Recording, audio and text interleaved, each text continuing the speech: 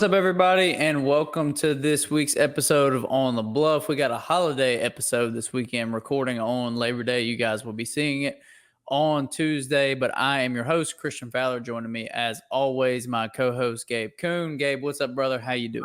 We're employees of the month, man. Doing some work on Labor Day. Yep. Golly, I'm off my normal gig, and I'm in here, episode 92 for the people. We need some reaction to Memphis football. I'm ready to roll, and also week one of college football in general. Yeah, we got a lot to talk about today. So with it being Labor Day, Gabe, we'll even. Do you want to go weekend recap, or we just want to go straight? I don't really. I didn't have much of a week. I just went. I went to the Tiger game, saw the Liberty Hole for the first time. That was kind of interesting. But no weekend recap. Yeah, mine was. No one cares about what I did this weekend. Let's be honest. And I think mine was just did about the same thing. Yeah, mine was just another Nashville bachelor trip. Oh my God, man! Don't you have one more? You have one more? No, this was it. This was it. Thank God. For the foreseeable future. You could probably, I don't know. You need to take up permanent residence there at this point. I do not. I have no desire to do so whatsoever. You know where you're going around there now. Like, you don't need directions. You don't need maps anymore. Nope. That was the fourth one in 2 years in Nashville. Yeah. But okay, let me ask this. Was it fun? Was it at least okay? Yeah. I mean, you're with all your friends, of course. But you guys have been that friend group. It's similar friend group, isn't it? It's the same. It's y'all have been. They've been tying one on every other weekend. Yeah, it's pretty much the same group of people. Plus or minus a couple different ones for each one, but the core group is the same. I guess the best question would be like, are their livers shot at this point? Like that's theirs. The question. Yeah, absolutely. Theirs. Not yours. I know you're not a drinker. Yeah, mine's clean. Theirs are. They got to be struggling today, I would imagine. Okay. I don't think anybody's partaking in any Labor Day festivities today after this weekend. So, yeah, it's over with for right now. We'll see when the next one pops up. But anyway, we finally had week one of college football. Memphis played their first game of the season against North Alabama. It was fine, but not overly impressive, if you ask me, Gabe. From the 40-0 win over North Alabama, what were some of your takeaways from the game? I'll listen. First half, great. Like everything sort of was. They handled everything they needed to in the first half. 9 points in the second half. They just stopped playing. Let's be honest. They just sort of. It was very bizarre to see how much they let their foot off the gas. Yeah. But my takeaways. I think the defense looks solid, but I can't really tell. There's not that many things to, write home about at this point. 2 picks. That was nice. I think they had 3 sacks. One of those by Elijah Herring. Chandler Martin. This is probably my biggest takeaway from the entire game, but it's something I expected. He's literally everywhere, isn't he? Everywhere. I mean, he makes every tackle for this team. He's unreal. He's unreal. Yeah. 2.5 tackles for loss. Offensively, we know Seth Henigan and the leading receivers on this team are ready to go. Rock Taylor, Demir Blankensee look solid. Brendan Doyle had the big touchdown. That was fun to watch. I think Anthony Lanphier, the tight end, is going to be more of a safety blanket this year. Now, I really, though, I hate to say it, I took, and maybe this is just me watching with an eye in relation to, okay, this team wants to accomplish getting to the playoff this year. I took some negatives. Like, I really didn't take all that many positives. And really what I took is this O-line, while they're decent as a pass-protecting offensive line, they didn't get any push up front against North Alabama. And that's a problem. They averaged, 2.3 yards per carry against a team who played SEMO last week, and SEMO averaged 3.9 to 4 yards per carry. 6.2. Really, 6.2? Oh my gosh, I was way off. So that's sad to watch. And that to me is sort of the biggest thing I take away. And then you have the Sutton Smith injury that we'll get to in a little bit. So, but I'll go to you now. Like, sort of, I know you're probably going to echo a lot of things I said, but where were you at? A lot in the same vein. You started with talking about pulling the foot off the gas in the second half, and I don't like that. Look around the country at what the top teams in the country did against inferior opponents this week. You look at Ole Miss against Furman, 76-0. They did not take the foot off the gas. Tennessee, 69-3 against Chattanooga. Texas was it 52-0 against Colorado State. It's just you don't do that. I mean, of course, yes, you're going to put backups in at a certain point, and you're going to call the game a little bit more conservatively. But at the same time, like, why? Don't Right. take the foot off the gas. You don't get many opportunities to go out there and continue working through stuff and continue doing different things, even though you don't want to give everything away. I know that's like the big thing against inferior opponents. But you don't have to settle for, 3 and outs and running the ball 3 times in a row and sticking to short passing game. Like, still open it up, let the guys, run deep routes, take shots, do some different things. And they just didn't do that in the second half. They played it conservative. They took the foot off the gas and kind of coasted to a win. And I think if this was a 63-0 game or a 60-0 game, we feel way better about it. Right. You don't like to see it go too conservative in those moments, because that's been a criticism. That's been a problem. Yeah, let's not lie. I mean, there was that that year they went 6-6 where they were up 21-0 against UTSA, and they had leads against several people on their schedule, and they just let them go away, go to waste completely, because the second half they wanted to sit on the ball, try to run it, and they didn't have a good run game, and you don't want to see any type of replay of that. Yeah. Now, of course, I'm not going to say everything was negative. Seth Henigan looked really, really sharp. I think he was 22 of 28 for 300 22 of 30, 308, 2 TDs. Yeah. So very efficient game. Did exactly what he was supposed to do. You mentioned, Demir and Rock. Chandler Martin, 2.5 tackles for loss, was all over the field. Defense looked really good. 3 sacks, 8 tackles for loss as a defense, forced 3 turnovers. You're not going to take away a lot. We're not going to be able to say, okay, this defense is who we thought they were, or they're worse than what we thought they were. That's just going to take time to flesh itself out. But a shutout is a great thing regardless of who you play. Forcing turnovers, staying clean of turnovers on the offensive side of the ball.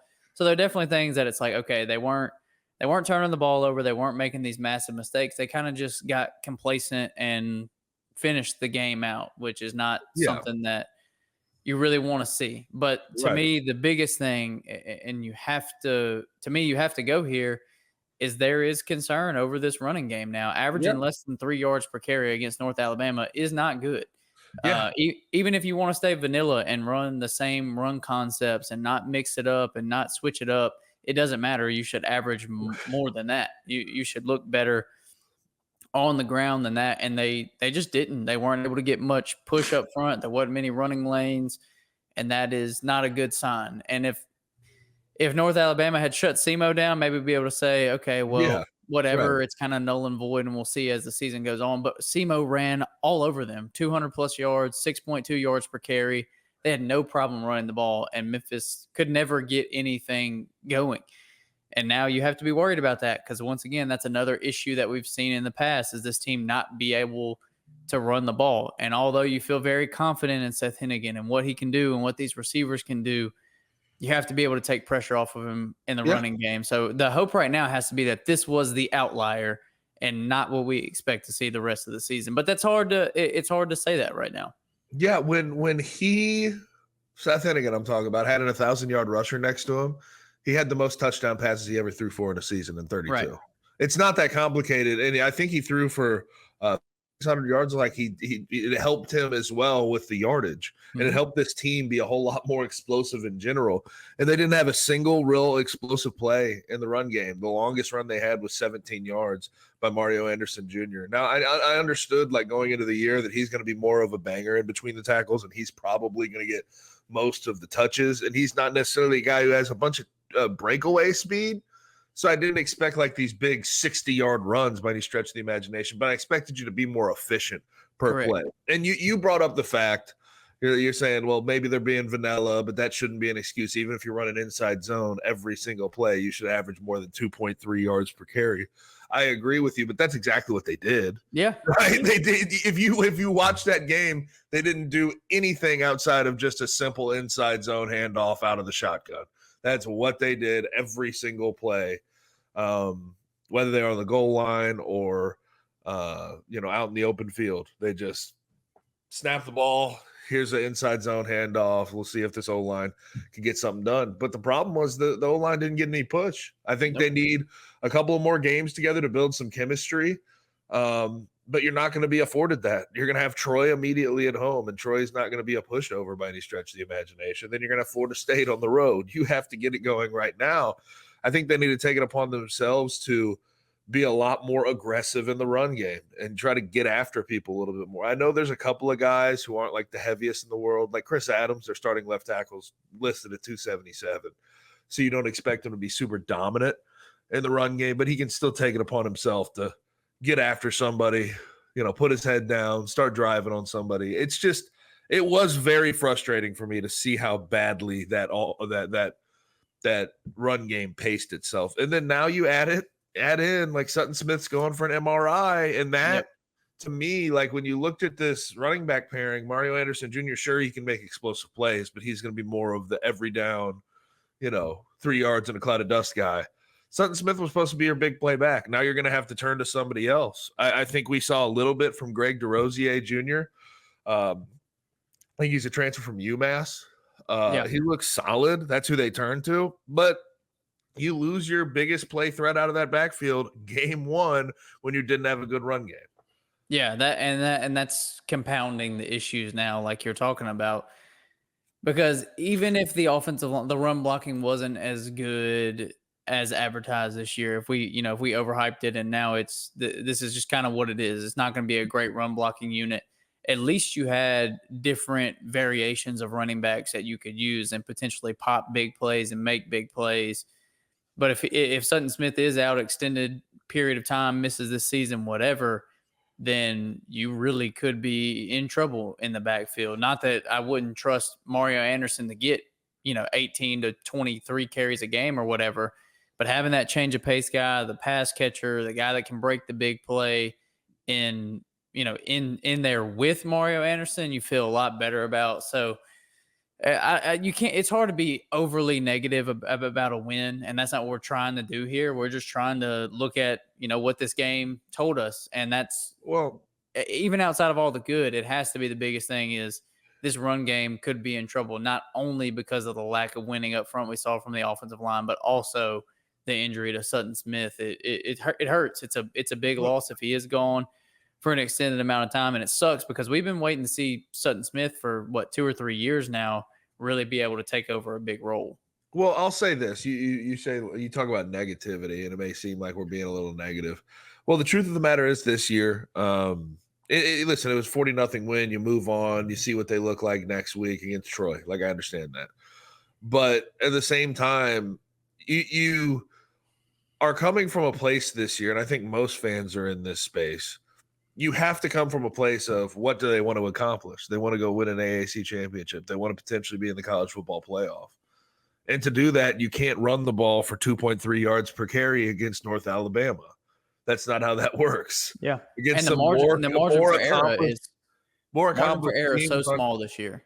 Yeah, but like the more accomplished teams on your schedule are going to take advantage of you running not being able to run the ball. Absolutely. At all. So you have to hold them to that standard to a certain extent. Like you have to, what are their expectations versus what we saw on the field against an inferior opponent? And I don't think we saw enough. And I understand that Ryan and this staff are very much like, let's completely hide what we're going to do against the beef of our schedule. I understand that. But at the same time, that was just a complete shutdown in the second half. You lost one of your lead backs for the rest of the year potentially, and you didn't run the ball worth a damn. And you were hoping that everything came together, and it just didn't look quite like it. But obviously, everything could change. Everything could flip next week, depending on what this week of practice looks like and what they put out on the field against Troy on Saturday.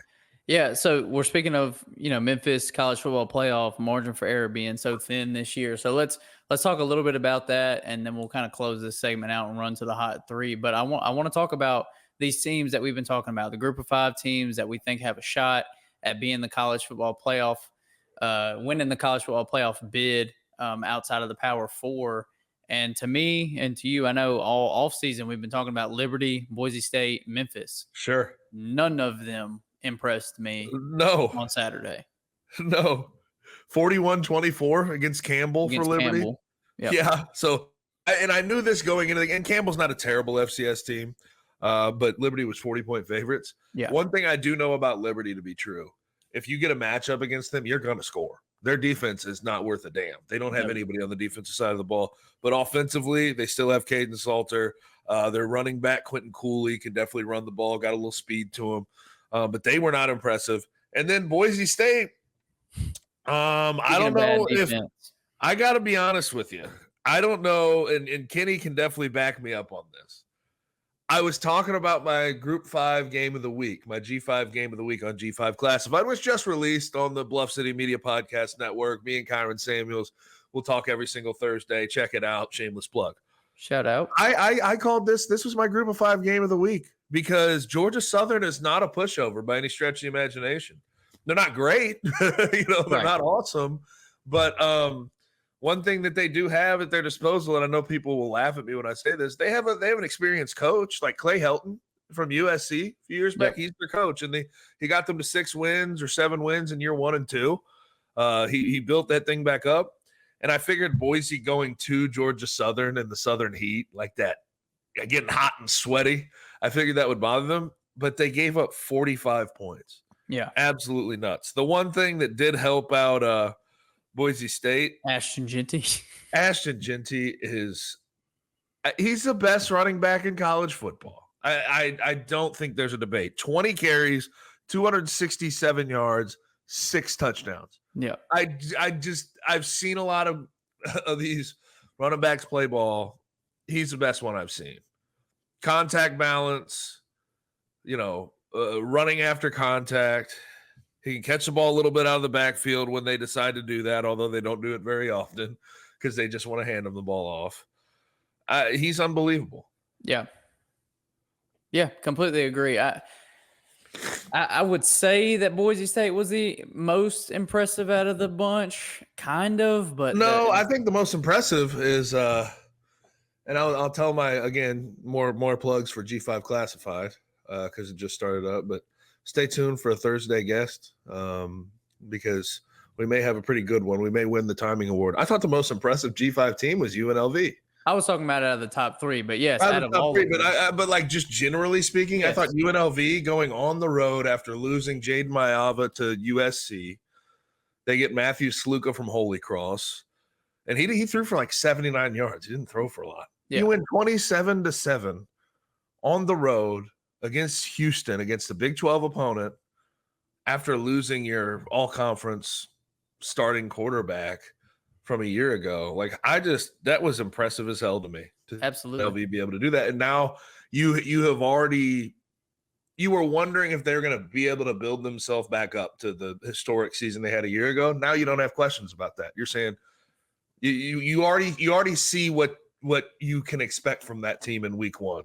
Yeah. For the rest of the Mountain West, if they can beat Houston by 20 on the road, they can probably beat the rest of the Mountain West. Right. Maybe a little more tricky for Boise State in that game. Yeah.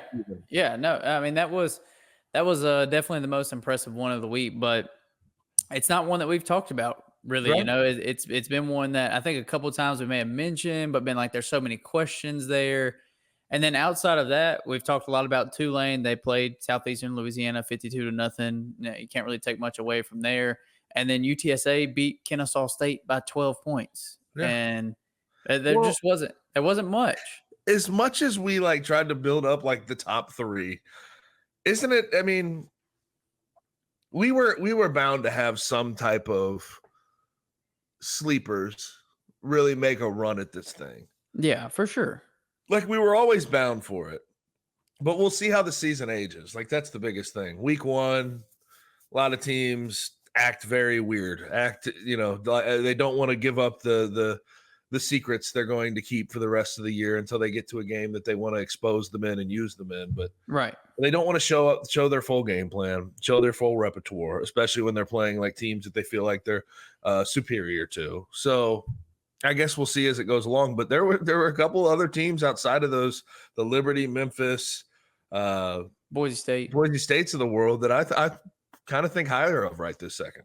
Yeah, absolutely. And we're not doing the overreaction week one. It's all falling apart, like right. It's not that. It's week one. At the end of the day, all these teams won, and that matters more than anything else. And we'll see how it shakes out throughout the year because things will change.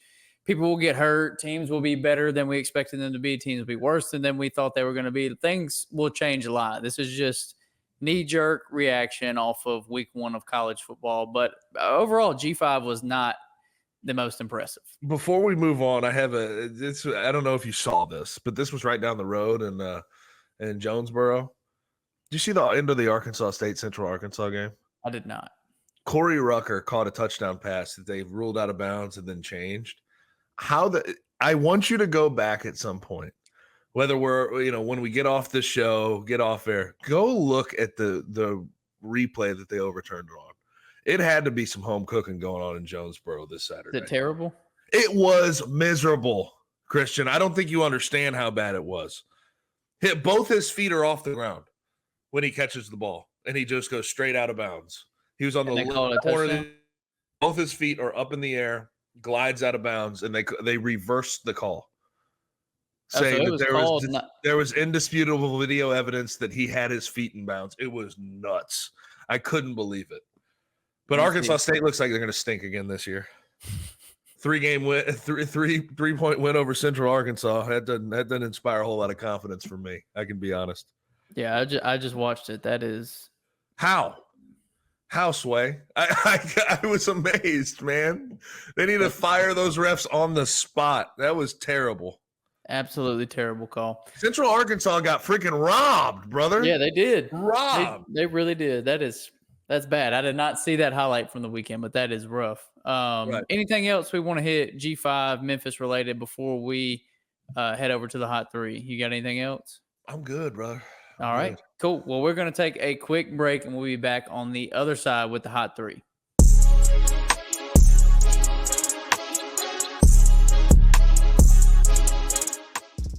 10-2, is that sufficient if we make the conference championship? I think making and competing for the conference championship, I would say that was a success.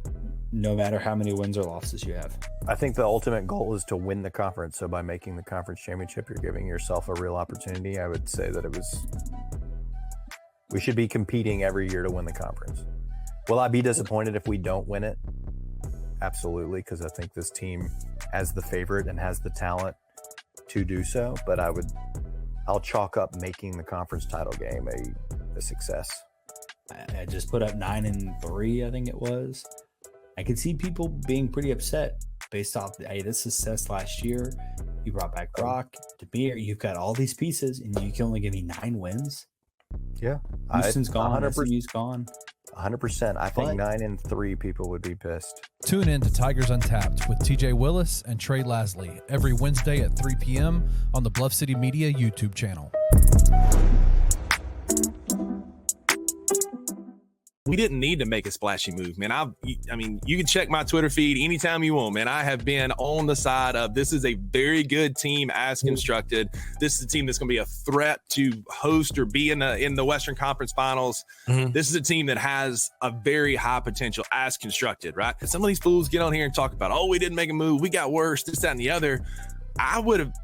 Some team that's crazy, man. And like sometimes adding makes your team worse. Like you got a locker room cancer, like somebody that comes in and messes with the young core, and just because you made the splashy move, your team might be worse. Why would you make changes to a team that you haven't even seen yet? Like we haven't seen Marcus Smart play with these guys. We haven't seen Vince. We haven't seen Gigi. Haven't seen Edie.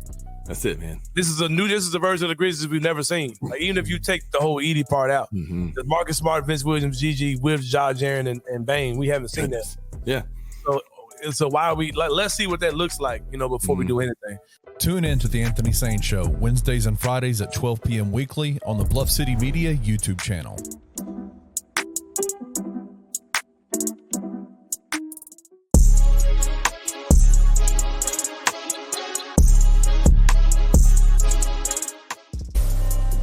What up, There he boys? What a guy. What a guy. What a guy. Listen, can I just say this? I am so impressed by both of y'all. Why? Because it is Labor Day. I have been getting railed on at my house for doing podcasts on a national holiday. How dare you? But you guys both showed up. Christian, fresh off of a bender of a weekend being a designated driver. Gabe, A bender of a weekend being a designated. That does not work together, but sure. I get how that you. works.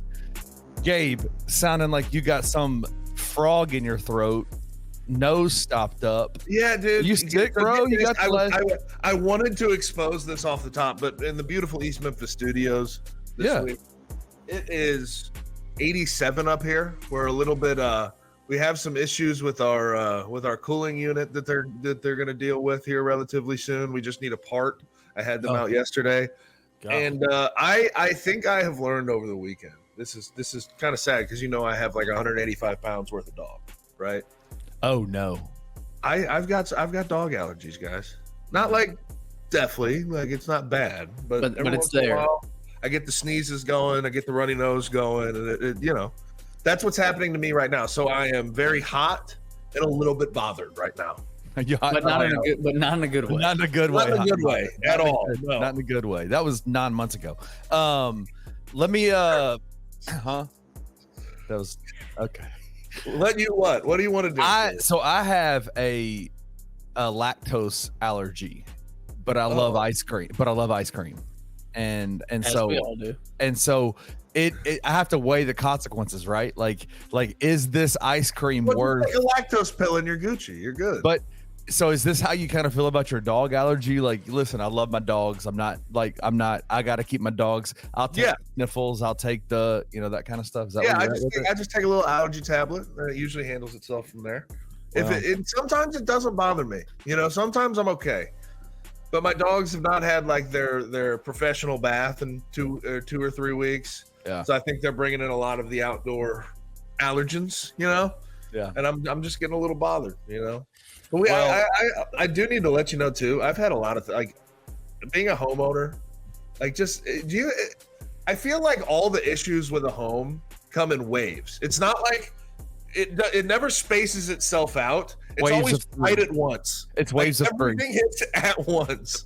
We had a washer that gave us mold in our washing or our washroom, basically our laundry room, and so we have to get a new washer. Oh yeah. Luckily, it's Labor Day weekend. Now we have an AC on the fritz. Yeah. We have to something else is coming. Yeah, there's Waves something of else. three. I'm telling you, I'm worried right now. I'm scared because everything has just spiraled out of control at this place. Got to tell you. No, it's waves of 3 for us here at the Stubblefield house. We always know. Put up 3. You knew it was 3. Yeah, it is. Like, we've been married 15 years, 14 years.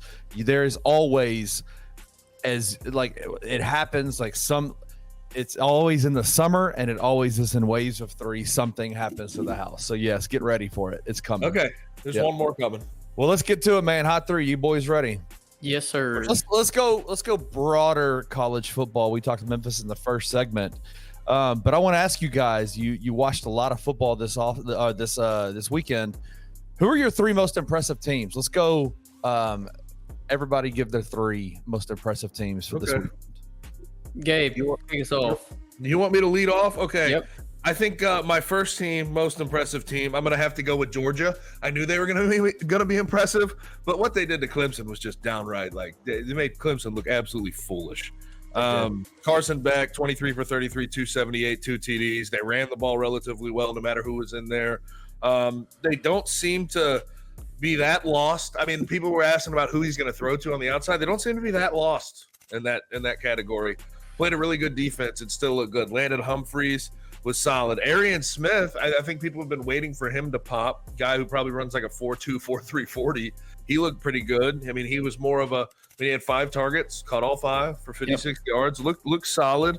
You still have Dominic Lovett. Dylan Bell was pretty good. I was very impressed with Georgia altogether. And then defensively, they got after Clemson. Clemson, I thought they were going to be better this year.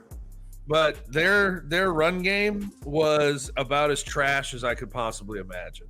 And Cade Klubnik still did not look like that dude. Yeah, they had no business even trying to run the ball against Georgia. 23 carries for 46 yards. Yeah. They just couldn't do a damn thing.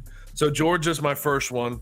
My second one is going to be a little bit off the board for some people because they're not going to – I mean, it's a game that went under the radar, that everybody was assuming that, you know, the home team was going to be able to give this top 10 team a run for their money, but the top 10 team went in there, even with a rain delay, handled business. I like Penn State this year, and I'm ready to be brokenhearted. You know, I'm ready to hop in and be brokenhearted with James Franklin at the end of the year. But Drew Aller is very efficient, really good ball player, does not turn the ball over, only had 2 interceptions last year. Katron Allen and Nick Singleton are awesome. 3 touchdowns and 0 INTs.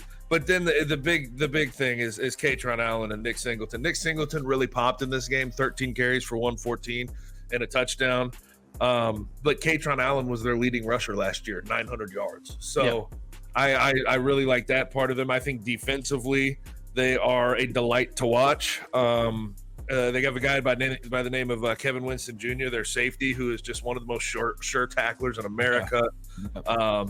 You have a guy in Abdul Carter, who didn't really have a very good game, but it seemed like West Virginia was worried about him like the whole time. Yeah, I mean, he's the best player on their defense. Yeah, they went out of their way to try to slide to his side and make sure he couldn't get after the passer. But I love that Penn State team. And to go on the road into that environment, West Virginia had the Pat McAfee show there this week, and they had 9 wins last year, and they were, you know, returning a lot of starters. They went in there and just completely took the hope away from West Virginia from the kick.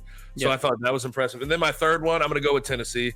I know they played Chat. I get that. But my biggest thing, I think, and I know a lot of people have these outlandish takes already about this kid. Nico Iamaleava, I'm going to have to say, I think by the end of the year, we may be calling him like a top 3, top 4 quarterback in the SEC. He is exactly what you expect him to be. Yeah. Super efficient. He fits this offense like a damn glove. And for 6'6", he moves so well. I mean, you just get amazed with how big he is. Like, he doesn't look 6'6" because of how he moves, but 22 for 28, 313, 3 TDs. I think this is the next great iteration for the next couple of years with Nico of Tennessee football. And I think, you know, we'll see what happens this year, but by next year, we're going to be talking about this team. If Nico stays, which he should, we're going to be talking about this team in the you know, SEC title conversation. And they were a dark horse this year, but next year I don't think they'll be in that dark horse conversation. Yeah, I had some overlap there, so I'm going to try to go different. Obviously, Georgia is at the top of the list. They had the most impressive win of the weekend, but I'll go different for my 3. First off, I saved one for you. I tried to save one. You did. You saved one for me, but I'll start somewhere else. I'm going to start with Alabama, and I know they played Western Kentucky, 63-0, kind of as expected. I think they were only 38.5-point favorites, which was insane. But the whole offseason, it's been Saban's gone. Can Kalen DeBoer carry it over? Alabama's going to go downhill, yada, yada, yada. They looked incredible on both sides of the ball. I mean, Jalen Milroe looked the best that some of the best he's ever looked. He looked faster this year. He looked even a little bit bigger. He's always been pretty jacked up, but he looked even bigger this year. He looked faster. He was accurate. His downfield passing is incredible, as we've seen throughout his tenure at Alabama. 7 of 9, 200 yards, 3 touchdowns, 80 rushing yards, 2 more touchdowns. It reminded me of those old, like, Mac Jones, Tua Tagovailoa stat lines where he completed 7 passes for 200 yards and 3 touchdowns. That's what it always was with those guys. And Kalen DeBoer has been incredible with quarterbacks. So if we see Jalen Milroe take another step forward this year, I don't think anyone's going to be surprised at all. And for everybody that was like Alabama is just not going to be that team again this year, they look incredible. Even in a game, I know Western Kentucky, it's not going to tell us too much, but that's not a slouch though, man. That's what I was going to say. Yeah. Western Kentucky is going to compete in the Conference USA. Like, they're not bad at all. Right. That's 8-9 team every year. Yeah. And it looks like they could have another great receiver in 5-star Ryan Williams, 2 catches for 140 and 2 touchdowns. He looked awesome. That Jalen Milroe ball to him, though, across the middle was a Laser. rocket. Yeah. That was a laser beam. The other thing about Ryan Williams, why did everybody give like Jeremiah Smith, Cam Coleman at Auburn, and Jeremiah Smith, of course, from Ohio State, like 5-star true freshman? Why did everybody give them like a whole bunch of credit? But when it came to Ryan Williams, 5-star true freshman at Alabama, everybody was like, let's wait on him. Let's give him time to develop. I'm like, this guy's a stud too. He was a top 3 receiver in this class. Why are we taking our time with him, but not these other guys? Right. Jeremiah Smith looked incredible too, though, with 2 touchdowns and his. But Ryan Williams probably won the day. Yeah. 2 catches, 150 yards, 2 touchdowns. That's hard to top. So Alabama's going to be my first team because I know so many people have been debating if they would look as good this year. What's a non-Nick Saban Alabama coach team going to look like? And they looked like one of the most impressive teams of the weekend, in my opinion. Secondly, the one that you left open for me is Miami, 2.5-point favorites against Florida in this game. They blew the doors off. Cam Ward looked so good. Go ahead. He just looks so chill and so relaxed out there, man. Like calm, confident, poised, takes his shots. That Miami offensive line is a monstrosity. Like they are, so they should have a very, very good offensive line this year. And Billy Napier, if it continues like this, he is not going to make it through the season at Florida. I don't know if y'all have seen, but they have what many people have called, just based off strength of schedule, previous season stuff, they have the hardest college football season of all time. Yeah. And like I said, this was a game they were only 2.5-point dogs against. They were, for some reason, I guess because they were at Ben Hill, they were expected to compete and hang in this game when the talent levels were clearly in favor of Miami, and it wasn't even close. It never was. Miami kind of took off from the beginning, and Florida never had a shot. They're weak defensively again. I think they lost their last 5 down the stretch last year, now making it 6 losses in a row in the regular season. It does not look good for Florida, but it does for Miami. And what's that receiver they have? Hey, real quick, friend of the program, Chris Day from the Commercial Appeal, was telling me at the Memphis game, because he's a Florida fan, he said, he was like, man, my team was good. He's like talking about the schedule, and he said Miami is the 8th highest rated team they're going to play on their schedule this year. Yeah. And Florida is number 1 on Miami's schedule. He was like, he's like, their schedule is crazy. Brutal.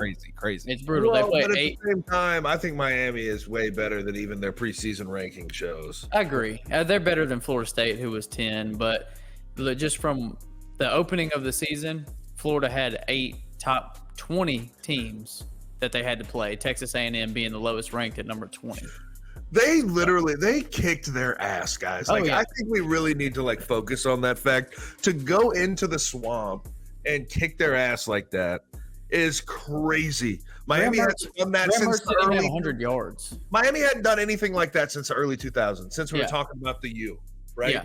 We have not been like, this is actually a legitimate Miami team that I think the rest of the country probably looked at that game. They're like, damn, it's scary. That's college football playoff caliber team. Yeah, because the last thing I'll say on this, and then I'll go for my last one, is everybody's been enamored by Mario Cristobal as a recruiter because he's been incredible throughout his career. But we've been waiting to see the on-the-field product in the recruiting line. And I think the biggest thing he's been missing is the quarterback position. I mean, they had Tyler Van Dyke, and everybody wanted to tout him as a potential first-round NFL pedigree. He never was that. He never was Wisconsin this weekend. Do what? You see him at Wisconsin this weekend? Yeah, exactly.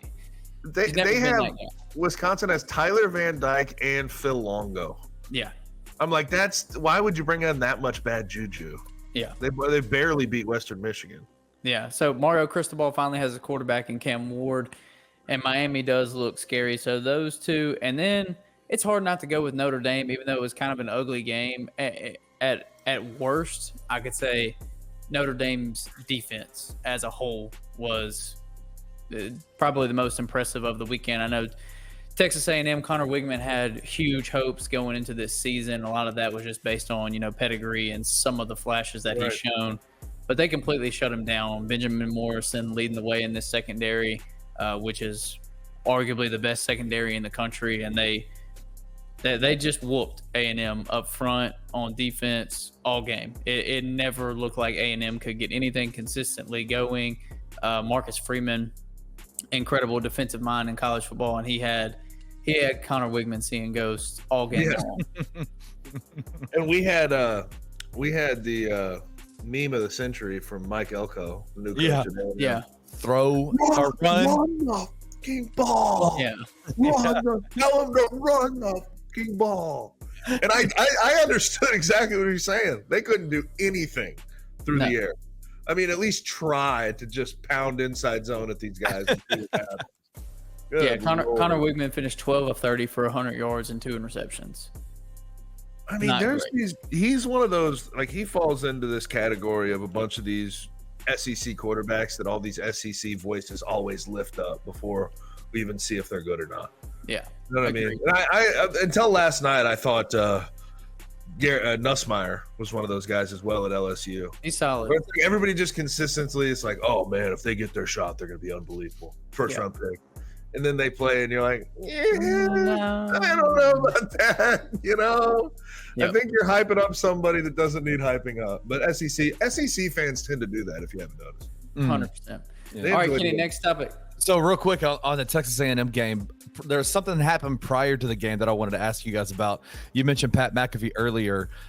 He had that kicking contest, right, with the college game day that was there. Brought in a Texas A&M student to kick. Well, how long was the field goal?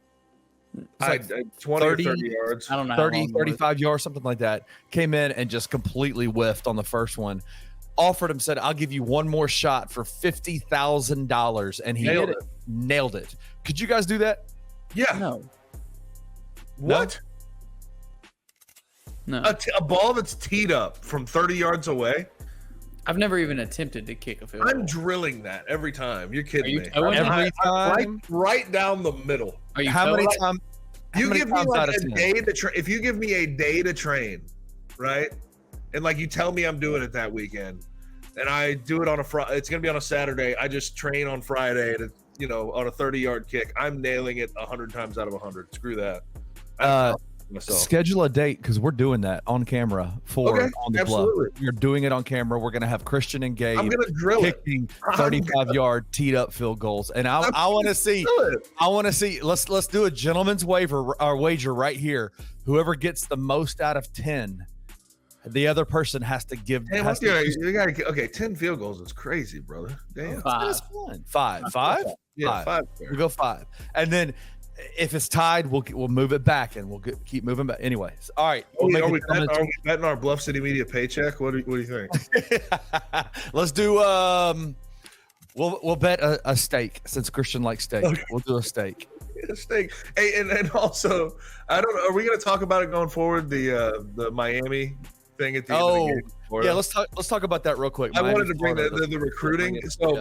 The recruiting strategist for Florida decided to put all of the Florida recruits in the swamp in between the 2 away sections. So where Miami fans are sitting and where Miami comes into the field and off of the field, the tunnel. And after the game, it's 41-17. They get, Florida gets blown out and they have all these nice recruits there.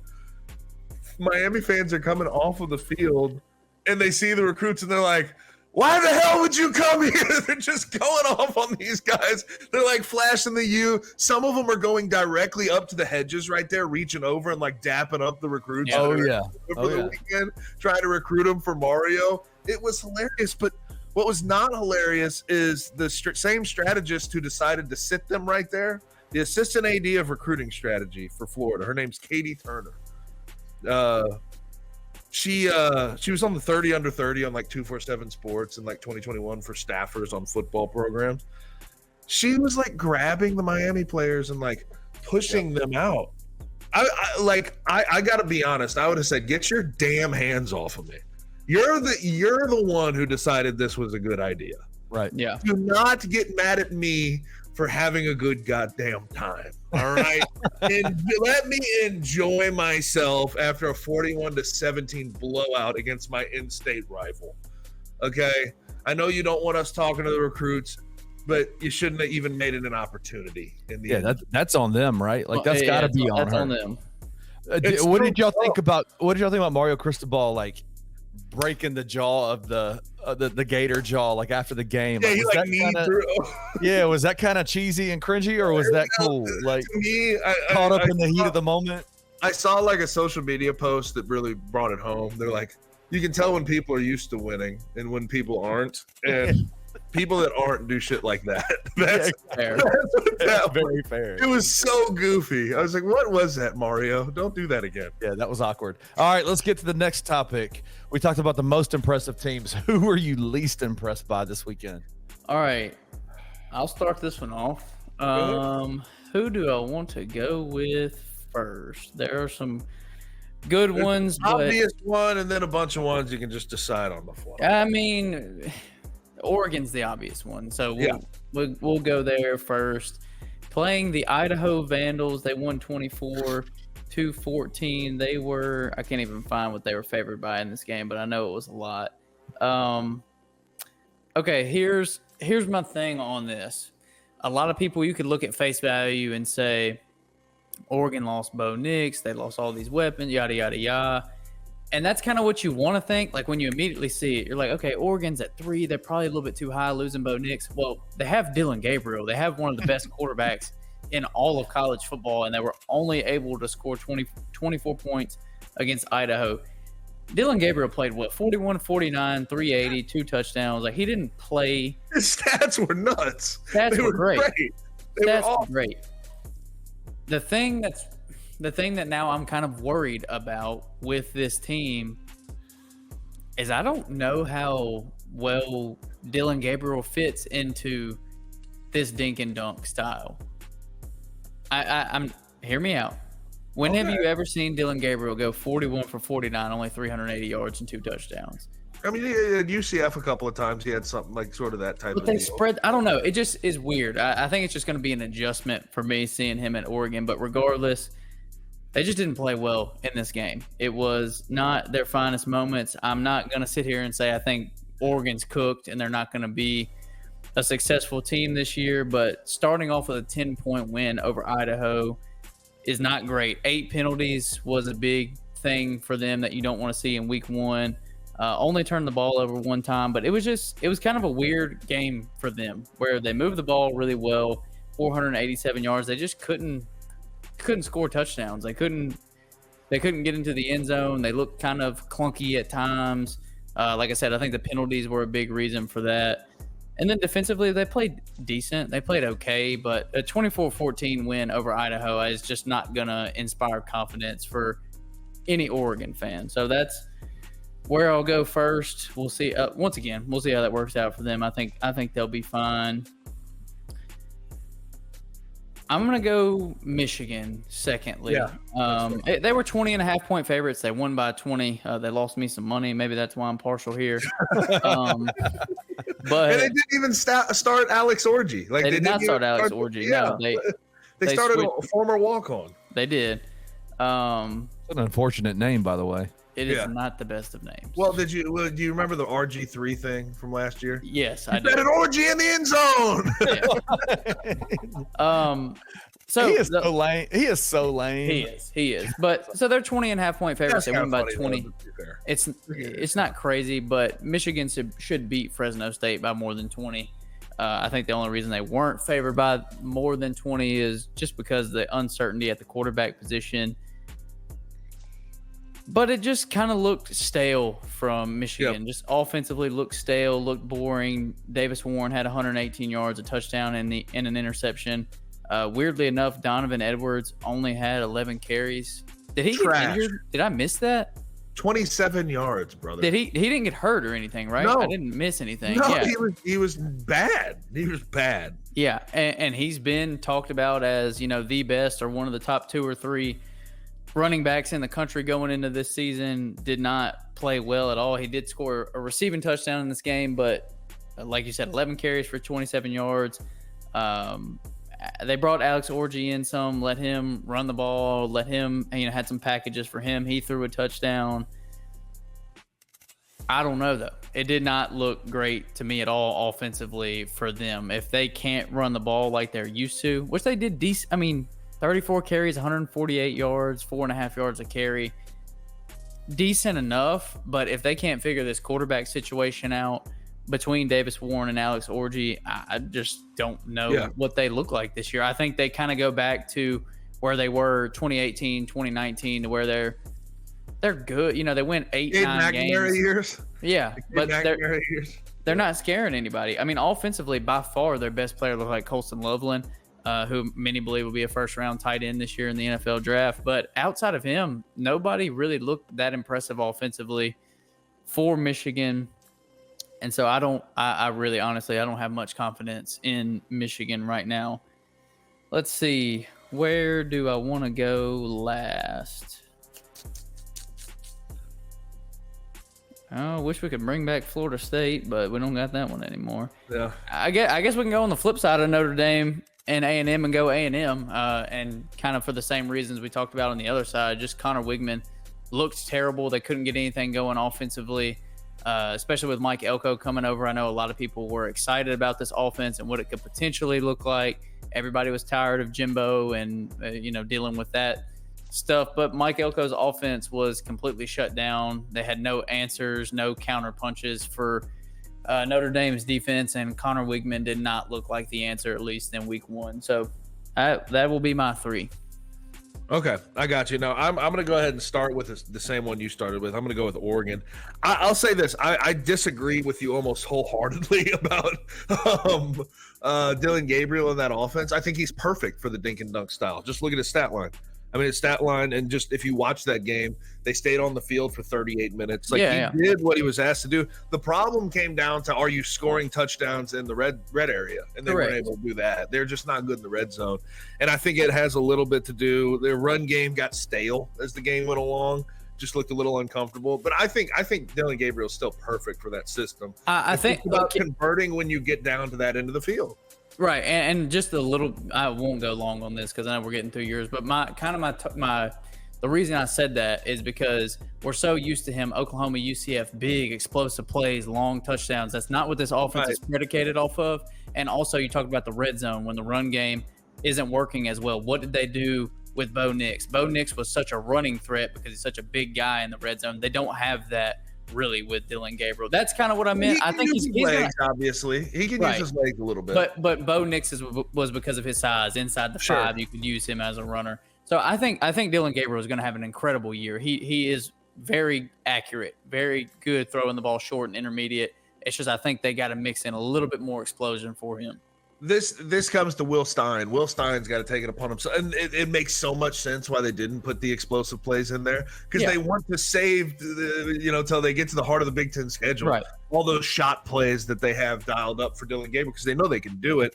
But, look at these stat lines. Like Tez Johnson, who, one of their best receivers, 12 catches for 81 yards. Right. That's disgusting. That is gross. That is disgusting. Terrence Ferguson, their tight end, 7 catches for 87 yards. They were just not dialing anything up downfield. Longest pass play was 24 yards. They just weren't dialing anything up downfield. And I don't know I don't think that's a Dylan Gabriel problem. I think they were just trying to, save all of their deep shot plays for later in the season, and it kind of caught up with them. But they were not impressive. But I fully expect them to be a great team. Maybe they weren't the third best team in the country, sure, but I still think they're a top 10, top 8 team in the country. I agree. They could prove that they're a top 3 team by the end of this year. We'll see how that all plays out.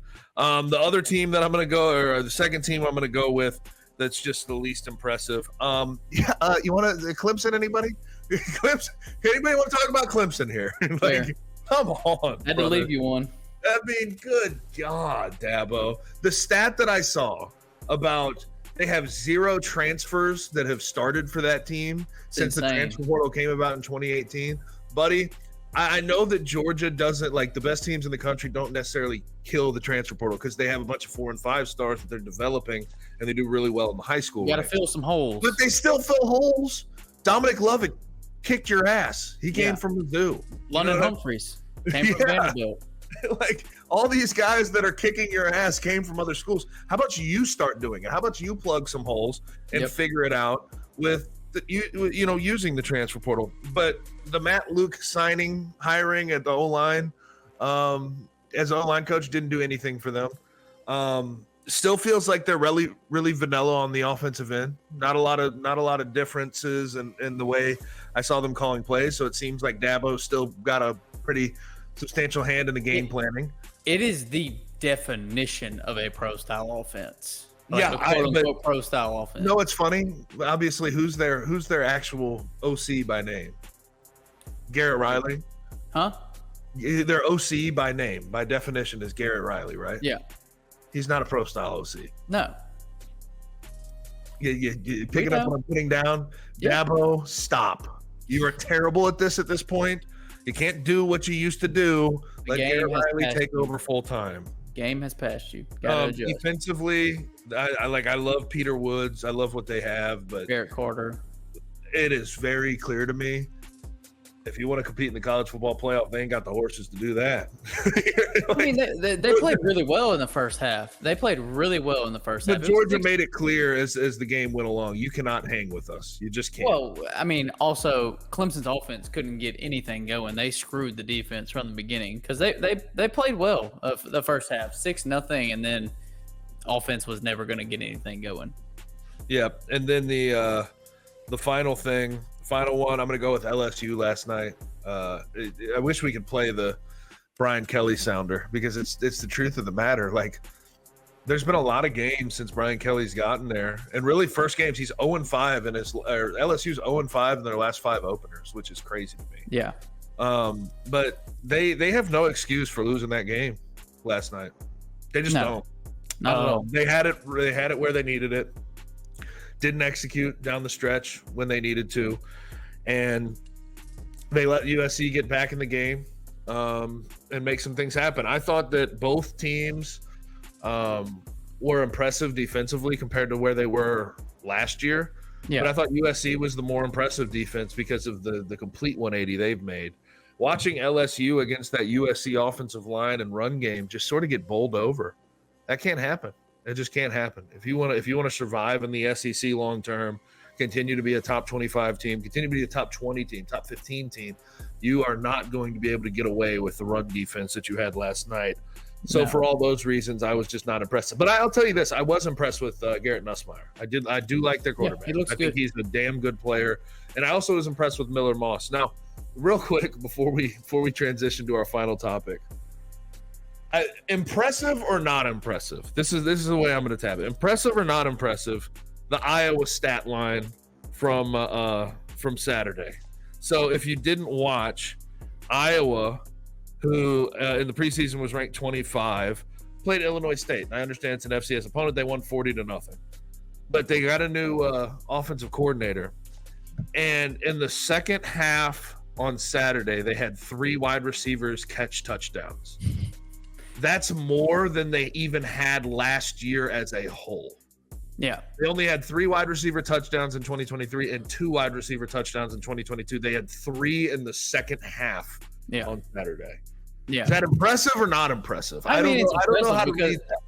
It's impressive because they're going to top it, but you could still see throughout this game. I actually watched a good bit of this game. It's just so bland. It's so vanilla.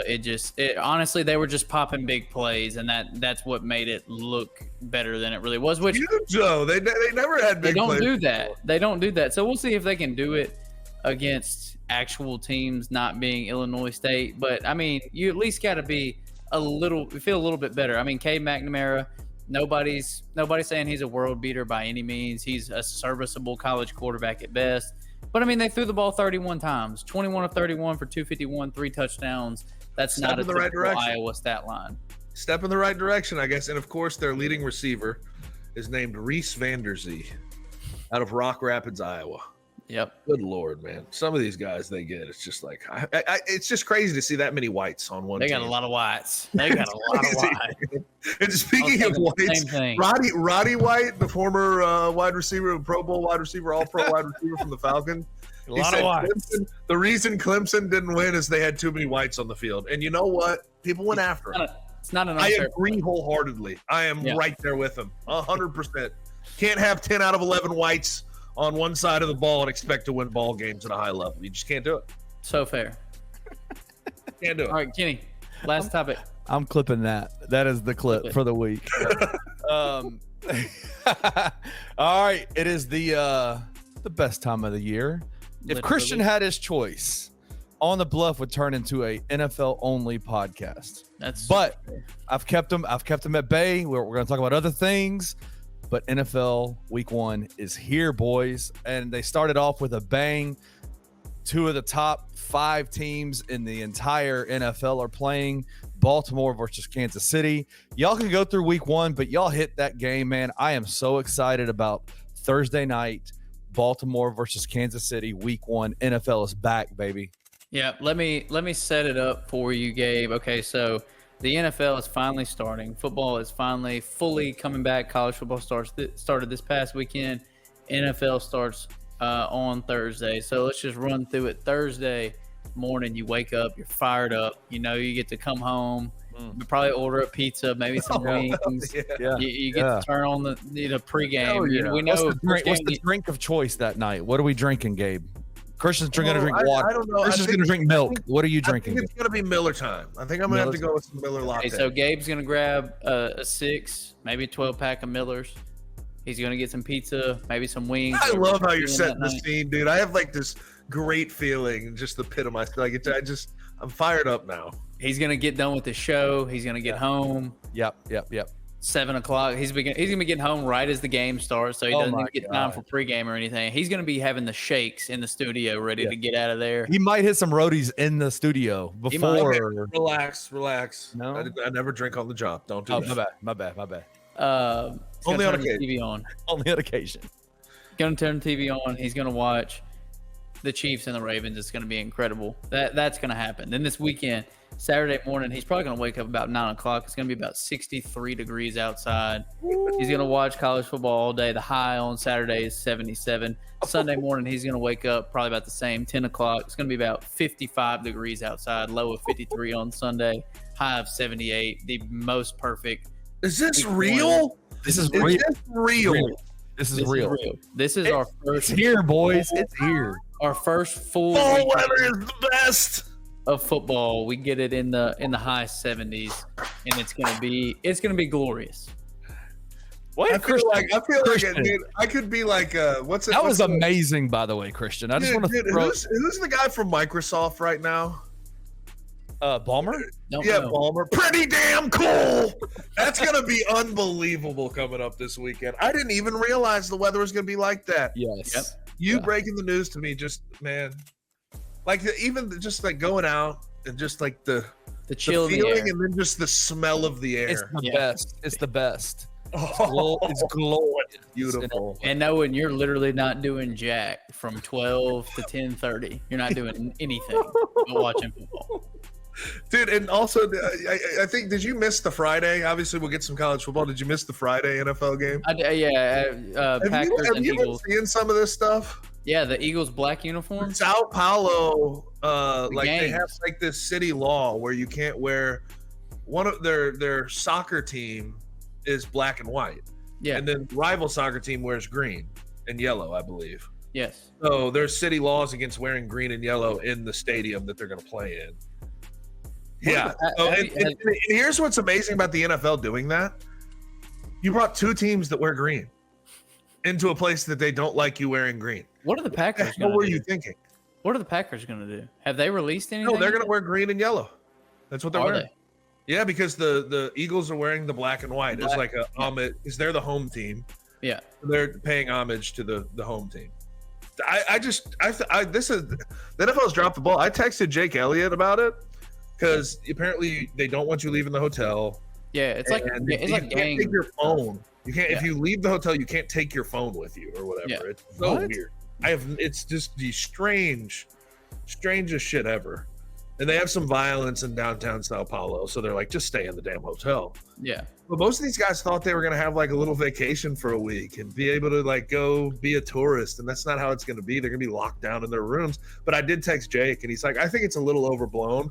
But in his words, he said, I don't want to test it, though. So he's going to be locked in his room all week. Smart man. All right, Gabe. So for that first game, Chiefs Ravens, what are you looking for in that game? It's a wonderful game to start the season with. Lamar versus Mahomes once again. I don't really care about either team's defense to start the year. I'm looking at both of their offenses, and on one side, I want to see the Ravens and what Derrick Henry's able to do. They rebuilt their offensive line. You have Roger Rosengarten at right tackle, rookie out of Washington, and he's looked pretty good in the preseason. But you got rid of basically, Morgan Moses and all of your it was Kevin Zeitler. You don't have all of your veterans. You have young guys, and I think Eric DaCosta, their GM, came out and said the way the cap works, we just had to get younger there, and they did, and we'll see if that was successful. But I want to see if they can get Derrick Henry going. Last time that Lamar Jackson had a 1,000-yard rusher, he won the MVP in 2019 and had high. He led the league in touchdown passes. So if he has another 1,000-yard rusher, maybe another MVP on the way. And then on the Chiefs side of the ball, I know they're not going to have Hollywood Brown, but let me see what this wide receiver room looks like. Rashee Rice is a year older, although he had a very interesting offseason. Xavier Worthy runs a 4.21. Show me what you got, brother. I want to see if this pass game gets back to what we're used to in the Chiefs offense. I know they won a championship not having a good wide receiver room, but if they can, they can get that wide receiver room back booming, could be scary again. You know how scary it's going to be for the rest of the NFL. All right, last thing, and then we will close this one out. What game are you the most excited for this weekend in the NFL? Oh gosh, that's actually really tough. But can we count Monday as a weekend, or do I have to? Yeah. I'm going to go with Jets at 49ers. I just want to see if Aaron Rodgers still has it. It's that simple. 49ers can be really hard to deal with. They need to figure out the Trent Williams deal though soon, because their O-line's not good outside of him. I don't think if people really pay attention to that. Like everybody, you got to go against the Jets D-line without Trent Williams. They're in trouble. Everybody thinks that the 49ers just by default, they run the ball well. They have Christian McCaffrey. They have a good O-line. No, they don't. They do not. Trent Williams and then a bunch of no-names. So they need him back. Glad they got the Brandon Ayuk deal done. That was big for them. But we need to see what's going on with the Jets. I've heard a lot of different conflicting reports. Some people say Aaron Rodgers was leading that team the right way. Some people say it's a very dysfunctional locker room. And I think we'll see immediately against a team like the 49ers which side of that is actually true. What do y'all think? Coming off an Achilles injury, you think he's going to be good, or do you think he's going to be? I think he's going to be good. I think he'll be good. We're not looking at. He's not going to be though. He's not going to be 5 or 6 years ago, but I think he'll still be solid. We're not looking at MVP Aaron Rodgers. No. Simply put. For me, I'm gonna do one, and then I'm gonna do an honorable mention as well, because I think this game is gonna be really fun. But for me, the best game of the weekend, Rams-Lions. It's a rematch of the playoff game last year, which came down to the wire. It's the same storyline, the Stafford, Goff, Sean McVay, all this interlacing between the two teams, and how one trade changed both of these franchises. It's one of the cooler intricacies of a trade that we've seen in NFL history. And I think they're two really good teams. I think the Lions are the best team in the NFC, in my opinion. I think the 49ers could possibly take a little bit of a step back this year, but Detroit is loaded everywhere. They didn't lose anything. Great take. Hell yes. They just got over better. Top of the 49ers. Yeah, that's in my opinion. Because they added Carlton Davis, Enos Rakeshaw. What other corner did they add? You know what you're talking about, brother. I don't give you enough credit all the time, but you know what you're talking about. Hey, can I just say something? I'll say this for Christian. You just made his week right there. Dude, hell yeah, man. Hell yeah. I've been saying this for a while. If you just knowledge. But seriously, roster for roster, they're better. I put the Lions on top of the 49ers. I just Agreed. So I think they're the class of the NFC, and I think the Rams are one of those sneaky teams that Sean McVay is one of the best coaches in the league. Matthew Stafford, if he stays healthy, with Puka Nacua and Cooper Kupp and Kyron Williams and Blake Corum as a rookie, this offense has the potential to be really good. And defensively, they're always really solid. We'll get to see them for the first time without Aaron Donald since 2014. We'll see what some of these young guys have. Kobe Turner, Byron Young, these guys that really showed out as rookies last year.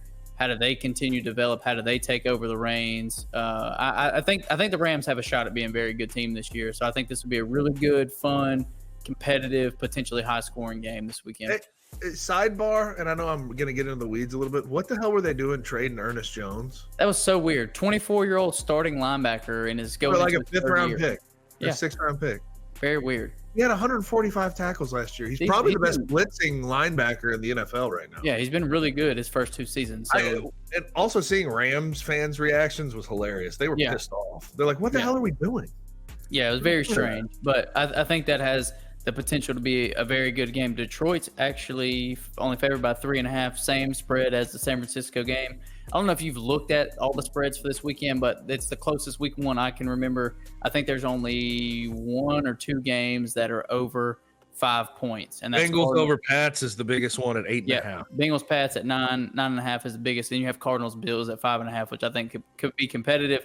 But my honorable mention game really quickly is Bears and Titans. I think this is going to be a really fun game. I think the Titans have the potential to really surprise some people this year. I really like Callahan. I think he can be a very good head coach. He was a great offense coordinator for the Cincinnati Bengals working under Zach Taylor.